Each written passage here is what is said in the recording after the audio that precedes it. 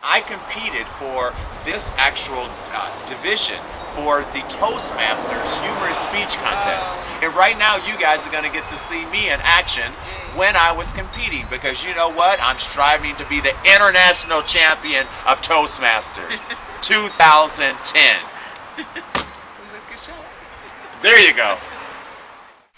Ladies and gentlemen, the third and final contestant of today's event, Lawrence Hubbard. We all know that we have 5 senses. We have the ability to hear and see and smell and taste and touch. And then we also have a 6th sense, a sense of premonition. Contest master, dignitaries, fellow Toastmasters and guests, were you aware that you also have another 6 senses? Well, you do.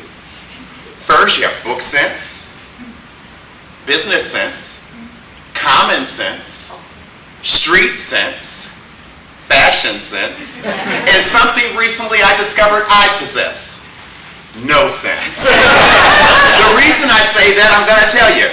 Picture it, Santo Domingo, Dominican Republic, 2002. This city boy had just moved into his brand new high-rise apartment in an area very much like downtown Sarasota. As you can imagine, being my first night in my new apartment, I was excited. I went out with friends. I come home, it's 5 a.m. I take a hot shower.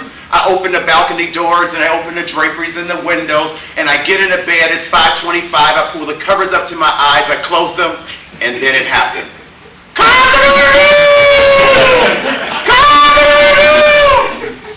What in the world is that? I run. I grab the phone. I call my girlfriend Sylvia, who lives downstairs. She answers the phone laughing hysterically. She says, "Welcome to the Dominican Republic. You're going to hear that sound every morning for the rest of your life." She said, "Do me a favor, take a look out of the side window and look down." So I go to the window. I look down. To my horror, behind the house directly next to our building was a farm. Now, I'm from the city. I've never seen anything like this. Now, a person with some sense would immediately start to investigate as much as they could about farm life. A person with no sense would go through life as ignorant as they were the day before. Which takes us to the next part of our story, because you know with ignorant people, there's always the next part, correct? I go to the beach one day with my girlfriend Paulina and Jenny. They're from Sweden. And their kids, Anton and Olga. We go to the beach, and as you can imagine, the little kids, after a while being there, they got restless. So I decided I'm going to be the good uncle. And I take them to the beach to get some ice cream from the beach. So we go walking. And on our way there, I noticed that there's an old Dominican guy with a sombrero, and he's selling chicks. I'm like, wow, I've never seen anything like that before. Well, while we're sitting there eating our ice cream, I'm looking at the man, you know, he has the hat, and I'm feeling sad, and I see that the chicks are 35 pesos. I'm thinking, wow, that's only $1.50. So after finishing our ice cream, we actually go over, and I look at the chicks, and they're all different colors. There was blue and red and green. It was like, wow. So actually I said, "Anton, would you like a chick?" "Olga, would you like a chick?" Yes. So I bought Olga a pink chick, and I bought Anton a purple chick, and we went walking back to the beach. Well, as soon as we arrived, Paulina immediately says, "Lorenzo, what did you do?" I'm like, "Oh my God, I did something really special for the kids." She said, "What?" I opened the box. Jenny, being from the countryside of Sweden, said, "Oh, they're so cute." Paulina, being from the city, said, "What are we supposed to do with those?" I said, "They're pets for the kids. Aren't they cute?"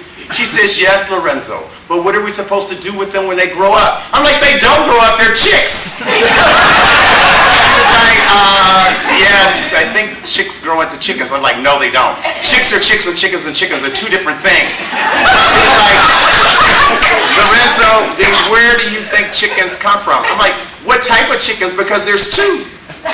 She said, "Huh?" I said, "Yes, there's 2 types of chickens. You have the chickens that lay the eggs that go to the grocery store and you eat, and then you have the chickens that lay the eggs and they actually sit on them and they hatch into little chickens."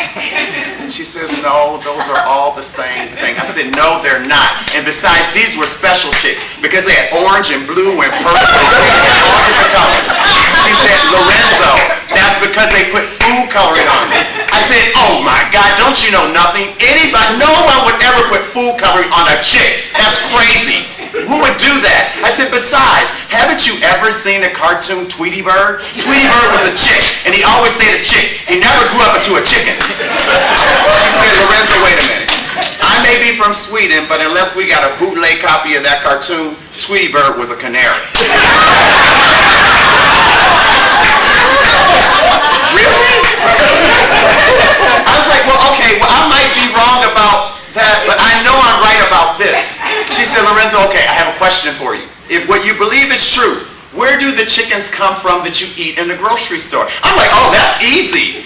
Both types of chickens, after they can't lay any more eggs, they kill them and they send them to the grocery store. She's like, you know what, this is ridiculous. Lorenzo, I'm going to go with what you're saying, but I want you to do me a favor. I want you to come by every single day and say hello to these little cute chicks. No problem. So I come back. Oh, you're so cute. And I come back a couple days, oh my God, you're so cute. A few days later, I'm like, what happened to them? They're so ugly now, they were turning colors and they look disgusting. I was wrong. When I say to you, fellow Toastmasters, it does not matter if you have book sense, business sense, common sense, street sense, or even fashion sense. If you have no sense, none of that matters.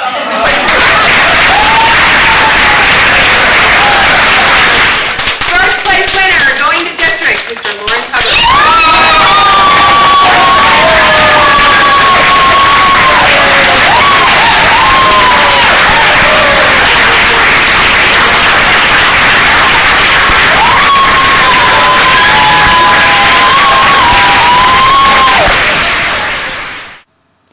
Hyperbaric chambers, antibiotics, stem cell research, cryogenics, the Bee Gees staying alive. When the money is gone, the art survives. Gail Fulton Ross, portraits are forever.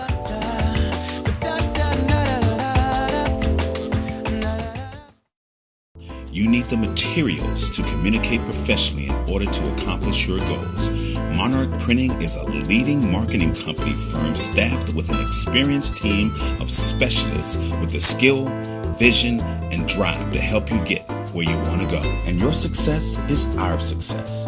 Whether you require printing, design, photography, direct mail, apparel, or promotional products printing, let Monarch Printing be your creative marketing solution.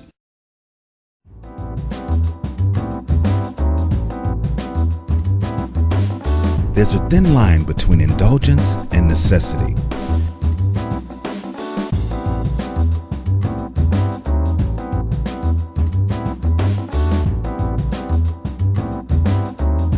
Visit Ione's Body and Mind Retreat and become convinced of the necessity for indulgence.